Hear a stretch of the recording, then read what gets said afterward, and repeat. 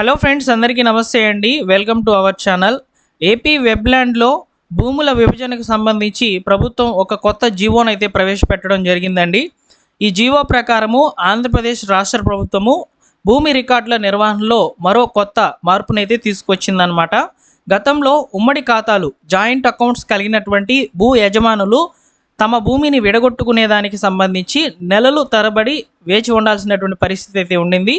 తాజాగా ప్రభుత్వం తీసుకున్నటువంటి నిర్ణయాల ప్రకారము ఒక కొత్త మోడల్ని అయితే రిలీజ్ చేసి ఆ మోడల్ పద్ధతిలోనే ఎవరికైతే జాయింట్ ల్యాండ్ అనేది ఉందో వాటిని విభజించుకొని మీరు పూర్తి హక్కులు పొందే విధంగా అవకాశాలు అనేవి కల్పిస్తుందన్నమాట.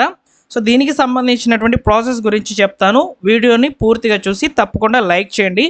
స్కిప్ చేశారంటే నేను చెప్పే కంటెంట్ అంతా కూడా మీకు అర్థం కాదనమాట. తప్పకుండా పూర్తిగా చూడండి. జాయింట్ ఎల్పిఎం అంటే ఏంటంటే ఇక్కడ భూభాగం అనేది ఎగ్జాంపుల్కి ఒక 10 ఎకరాలు అనుకుందాము. ఆ 10 ఎకరాల్లో ఉమ్మడి కుటుంబాలు అనేటివి ఉంటాయన్నమాట. అంటే అక్కడ యజమానులు 4-5 ఉంటారు. ఒక్కొక్కరికి ఇంత భూమి అనేది ఉంటుంది. కాకపోతే ఇక్కడ ఎల్పిఎం కింద ఒకే దగ్గర అయితే రిజిస్టర్ అవుతుంది, జాయింట్ అకౌంట్ కింద అయితే రిజిస్టర్ అయిపోతుంది అనమాట. ఇలాంటి భూములలో యజమానులు ఎంతమంది ఉన్నా కానీ వారి యొక్క వివరాలు అనేటివి సక్రమంగా తెలియదు. ఎవరికి ఎంత భూమి ఉంది, హక్కుల క్లారిటీ అనేది ఉండదు. అలానే ఆ భూమిని ఒక యజమాని అమ్ముకోవాలనుకున్నా కానీ అతనికి సంబంధించినటువంటి భూమి ఎంత అనేది క్లారిటీ ఉండదు. అదేవిధంగా రిజిస్ట్రేషన్ సమయాల్లో కూడా చాలా సమస్యలు అయితే వస్తున్నాయి. లోన్లు తీసుకోవడం కూడా కష్టమవుతుంది. పాస్బుక్ మీద క్లారిటీ ఉండదు. సర్వే మరియు మ్యాప్ సమస్యలు అనేవి చాలాగా ఉంటాయి. కుటుంబాల్లో గొడవలు వస్తాయి. అదేవిధంగా ప్రభుత్వ పథకాల్లో కూడా ఇబ్బంది అయితే ఉంటుందన్నమాట. ఇలాంటి భూములు ఏవైతే ఉన్నాయో, జాయింట్ ల్యాండ్స్ అనేటివి ఏవైతే ఉన్నాయో వాటికి సంబంధించి ప్రజెంట్ ఒక కొత్త విధానంలో ప్రభుత్వము వాటిని విడగొట్టి యజమానులకైతే ఇవ్వడం జరుగుతుందని చెప్పి చెప్తుందన్నమాట. అయితే ఈ పద్ధతిని ప్రభుత్వము ప్రజెంట్ ప్రకాశం జిల్లాలో అయితే చేస్తున్నట్లు ఒక జీవో అయితే నిన్నటి రోజున రిలీజ్ చేయడం జరిగిందనమాట. ఆ జీవోలో పేర్కొన్నటువంటి సమాచారాన్ని అంతా కూడా ఇక్కడ నేను మీకు తెలుగులో అయితే ఇన్ఫర్మేషన్ అనేది ఇచ్చాను, ఒకసారి చూసుకోవచ్చు.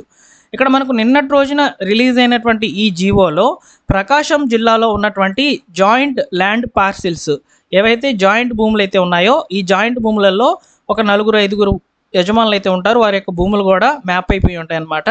వీటిని భూనక్ష యాప్ ద్వారా విభజించడానికి ఆన్లైన్ ప్రాసెస్ అనేది చేశారనమాట. ఈ ప్రకాశం జిల్లాలో ప్రస్తుతానికి ట్రయల్ రన్ అనేది జరుగుతుందన్నమాట. ఇది కనుక సక్సెస్ అయినట్లయితే ఆంధ్రప్రదేశ్ రాష్ట్ర వ్యాప్తంగా జాయింట్ ల్యాండ్స్ అన్నింటినీ కూడా యజమానులకు విడగొట్టి అయితే ఇవ్వడం జరుగుతుంది.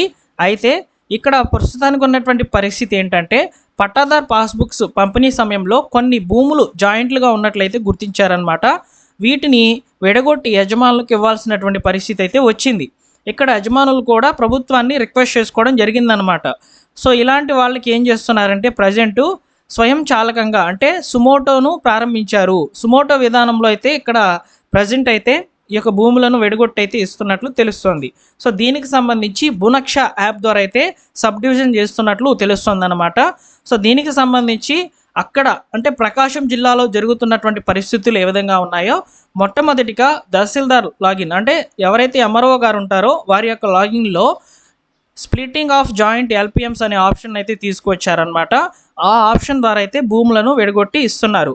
అయితే ఇక్కడ ముఖ్యంగా ప్రభుత్వము ఈ భూములను సంబంధించి మాత్రమే ఈ యొక్క విభజన అయితే చేస్తామని చెప్పి ప్రకటించింది. అవి ఏంటంటే పట్టా ల్యాండ్స్, అదేవిధంగా ఈనాం భూములు, సర్వీస్ ఈనాం భూములు అంటే ఫ్రీ హోల్డ్ చేసినటివి. ఈ 3 రకాల భూములకు సంబంధించి మాత్రమే స్ప్లిట్టింగ్ అనేది చేస్తామని చెప్పి చెప్తుందన్నమాట.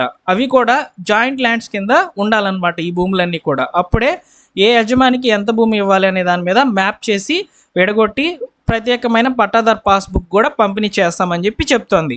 ఈ ప్రాసెస్ అంతా కూడా ఎలా జరుగుతుందంటే ఫస్ట్ ఆఫ్ ఆల్ ఎంఆర్ఓ గారు స్ప్లిట్ చేస్తారనమాట. ఆర్డర్స్ అనేటివి పాస్ చేస్తారు మండల సర్వేయర్ గారికి. మండల సర్వేయర్ గారు గ్రామ సర్వేయర్ గారికి అయితే పంపించడం జరుగుతుంది. గ్రామ సర్వేయర్ గారు మీ యొక్క భూమి ఏదైతే జాయింట్ ల్యాండ్ అయితే ఉంటుందో దాంట్లో యజమానికి సంబంధించిన మ్యాపింగ్ అనేది తీసుకొని విడగొట్టి మళ్ళీ ఎంఆర్ఓ గారికి అయితే పంపిస్తారనమాట. ఫైనల్గా ఎంఆర్ఓ గారు డిజిటల్ సైన్ కంప్లీట్ చేసి ఈ ప్రాసెస్ని కంప్లీట్ చేస్తారు. ఆ ప్రాసెస్ అంతా కూడా ఇక్కడ చూడండి. మొట్టమొదటిగా తహసీల్దార్ లాగిన్లో ప్రాసెస్ అనేది ప్రారంభమవుతుంది. పైన పేర్కొన్నటువంటి భూములలో ఏవైతే జాయింట్ ల్యాండ్స్ అయితే ఉంటాయో వాటిని సెలెక్ట్ చేసుకుంటారనమాట. సెలెక్ట్ చేసుకున్న తర్వాత భూనక్ష పోర్టల్లోకి అయితే ఈ యొక్క రిక్వెస్ట్ని అయితే పంపిస్తారు. స్ప్లిట్టింగ్ ఆఫ్ ఈ యొక్క ల్యాండ్స్కి సంబంధించి స్ప్లిట్టింగ్ ఆఫ్ జాయింట్ ఎల్పిఎంస్ అనే ఆప్షన్ అయితే తీసుకొని వాటిని ఈ యొక్క భూనక్ష పోర్టల్లోకి అయితే పంపిస్తారు. అక్కడ నుంచి ప్రాసెస్ అనేది స్టార్ట్ అవుతుంది. సో ఇక్కడ మనకు వివిధ దశల్లో ఈ యొక్క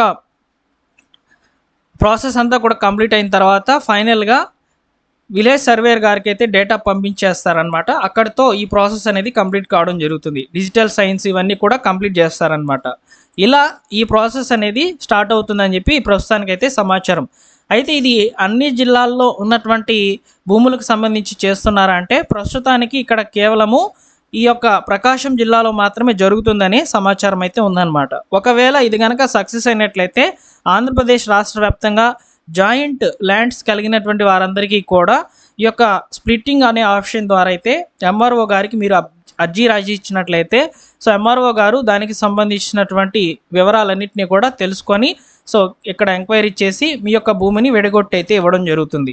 ఇప్పుడు ఎగ్జాంపుల్కి ఇక్కడ ప్రభుత్వ పథకాల ద్వారా ఇబ్బందులు అని మనం మాట్లాడుకుంటున్నాము. అవి ఏంటంటే ఉమ్మడి జాయింట్ ల్యాండ్స్ ఏవైతే ఉంటాయో వాటిల్లో యజమానికి ఒక్కరికి సంబంధించి మాత్రమే ప్రభుత్వము అన్నదాత సుఖీభావ పథకానికి సంబంధించినటువంటి ఎలిజిబిలిటీని అయితే ఇస్తుంది.